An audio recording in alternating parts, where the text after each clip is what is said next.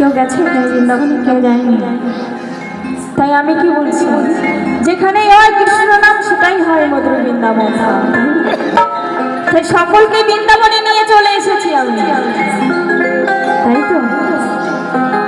তাই এই বৃন্দাবনকে সুন্দর করতে হলে কি করতে হবে গো? সবাই মিলে দু বাহু তুলে কৃষ্ণ নাম করতে হবে। তাই সকলে মিলে একটু হাতগুলো একটু দেখি, সকলের হাতগুলো একটু দেখি, সবাই মিলে দু হাত তুলে একসঙ্গে হাত তুলতে হবে। যে হাত না তুলবে তার কিন্তু হবে, ঠিক পরে বলবো, এখন বলবো না। তাই হাত তুলতে হবে, যদি শোনার ইচ্ছা না থাকে তাহলে হাত তুলতে হবে। তাই সবাই মিলে দু